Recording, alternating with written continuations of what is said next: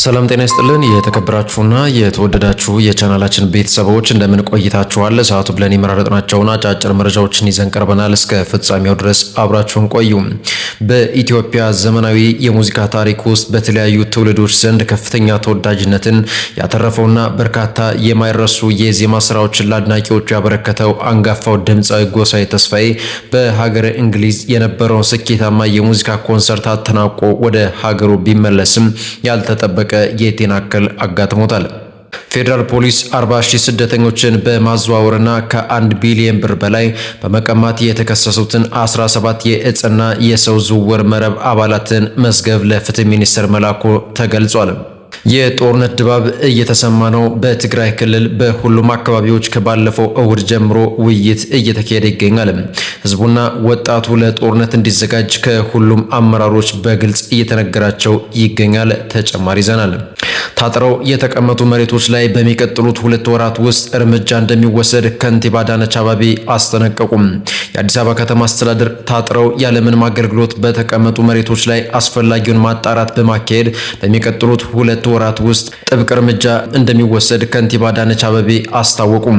እስራኤል በኢራን ላይ በሚደረገው ጦርነት ለመሳተፍ ፍላጎት የለኝም ስትል አስታወቀች። የቀኝ ዘመም አቋም ያላቸው የእስራኤል የፋይናንስ ሚኒስትር ቤዛሌል ስሞትሪች ይህን አስተያየት የሰጡት በማዕከላዊ እስራኤል በምትገኘው ያድ ቢንያሚን በተደረገ ጉባኤ ላይ ነው። የእስራኤል መገናኛ ብዙሃን እንደዘገቡት በአሁኑ ወቅት የእስራኤል መንግስት በዚህ የጦርነት ዘመቻ ለመሳተፍ ምንም አይነት ፍላጎት የለውም ብለዋል።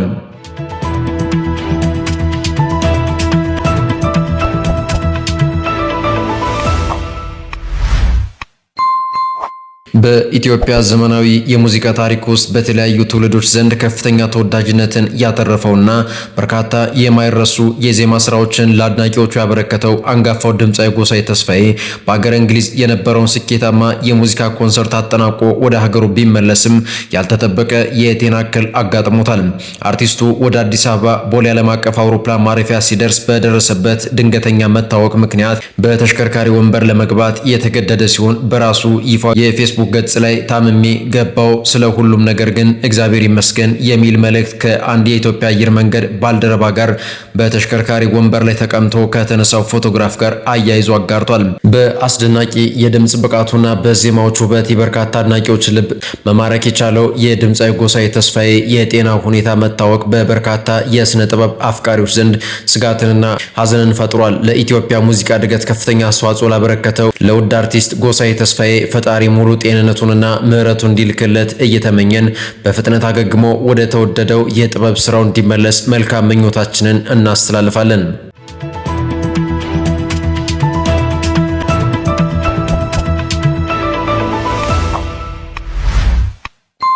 በሌላ ዜና ፌዴራል ፖሊስ 40,000 ስደተኞችን በማዘዋወርና ከ1 ቢሊዮን ብር በላይ በመቀማት የተከሰሱትን 17 የእጽና የሰው ዝውውር መረብ አባላትን መዝገብ ለፍትህ ሚኒስቴር መላኩ ተገለጸ። የኢትዮጵያ ፌዴራል ፖሊስ ከ40,000 በላይ ሰዎችን በጅቡቲና በየመን በኩል በህገወጥ መንገድ ወደ ሳውዲ አረቢያ አዘዋውሯል። ከተጎጂዎች ከ1 ቢሊዮን ብር በላይ ሰብስቧል። እንዲሁም ከ60 በላይ ስደተኞች ህይወት ማለፍ ጋር እጃቸው አለበት የተባሉትን የ17 አገር ተሻጋሪ የሰው ዝውውር መረብ ተጠርጣሪዎች መዝገብ አጣርቶ ለፍትህ ሚኒስቴር መላኩን አስታወቀም። ፌዴራል ፖሊስ ዛሬ ባወጣው መግለጫ ተጠርጣሪዎቹ ባለስልጣናቱ አደገኛ የሰው አዘዋዋሪ ሲሉ የገለጹትና ዋርዲ በመባል በሚታወቀው መሐመድ ጣሂር አደንም በሚመራ የተደራጀ ወንጀል ቡድን ውስጥ አባል እንደነበሩ ገልጸዋል።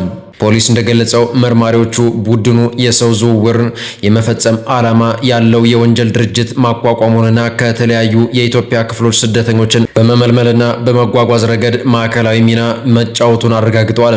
በመግለጫው መሰረት መረቡ የተለያዩ ክልሎች በሚንቀሳቀሱ ደላሎች አማካኝነት ተጎጂዎችን በመመልመል በሳውዲ አረቢያ የስራ ዕድልና የተሻለ ህይወት እንደሚያገኙ ቃል በመግባት በምስራቅ ኢትዮጵያ በኩል ወደ ጅቡቲና የመን እንዲሻገሩ ያመቻች ነበር። የምርመራ ውጤቱ እንደሚያመለክተው ተጎጂዎች የኢትዮጵያን ድንበር ከተሻገሩ በኋላ ስደተኞችን ለማሰር በየመን በተዘጋጁ መጋዘኖች ውስጥ ይያዛሉ። እዚያም ለአሰቃቂ በደልና ሰብአዊነት የጎደለው አያያዝ ይዳረጉ እንደነበረ ተገልጿል።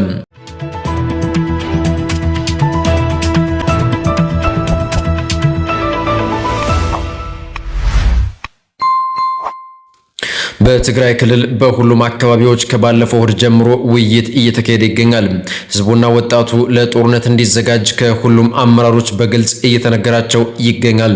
የህወሓት ዋና ጸሐፊ የሆኑት ፈትለወርቅ ገብረ እግዚአብሔር ወይም ደግሞ ሞንጀሪኖ ባካሄዱበት ስብሰባ ላይ አዲስ አበባ እስክንገባ ብቻችንን እንሸከመዋለን ማለት አይደለም፣ ብዙ አጋሮች አሉን፣ አዲስ አበባ በር ላይ ፋኖና የኦሮሞ ነጻነት ግንባር አለ፣ ስለዚህ ብዙ ወዳጆች አሉን ሲሉ ተደምጠዋል።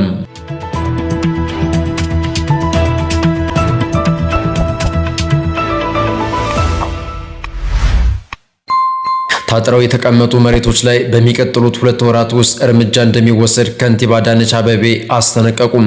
የአዲስ አበባ ከተማ አስተዳደር ታጥረው ያለምንም አገልግሎት በተቀመጡ መሬቶች ላይ አስፈላጊውን ማጣራት በማካሄድ በሚቀጥሉት 2 ወራት ውስጥ ጥብቅ እርምጃ እንደሚወሰድ ከንቲባ አዳነች አቤቤ አስታወቁም።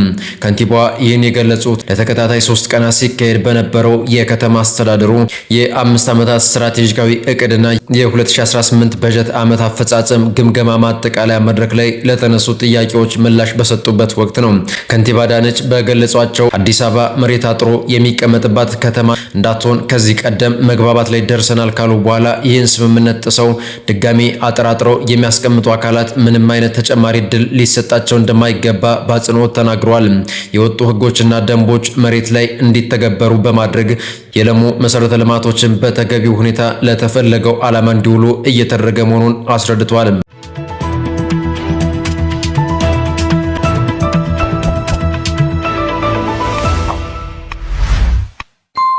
እስራኤል በኢራን ላይ በሚደረገው ጦርነት ለመሳተፍ ፍላጎት የለኝም ስትል አስታወቀች።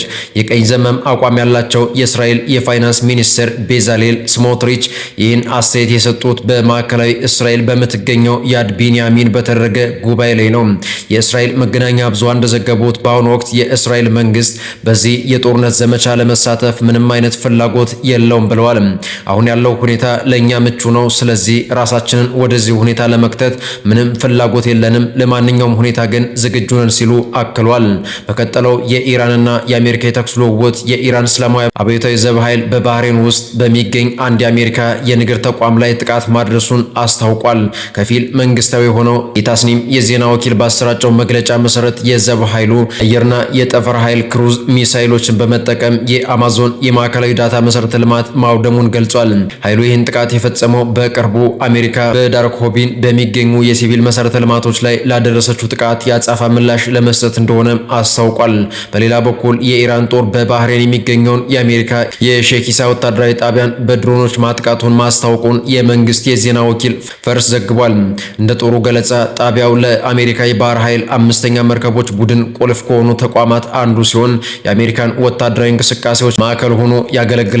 ጦሩ አክሎም ጠላት በኢራን ላይ የሚያደርሰውን ጥቃት እንዲያቆም እስኪገደድ ድረስ የማጥቃት እርምጃዎቹ እንደሚቀጥሉ አስታውቋል።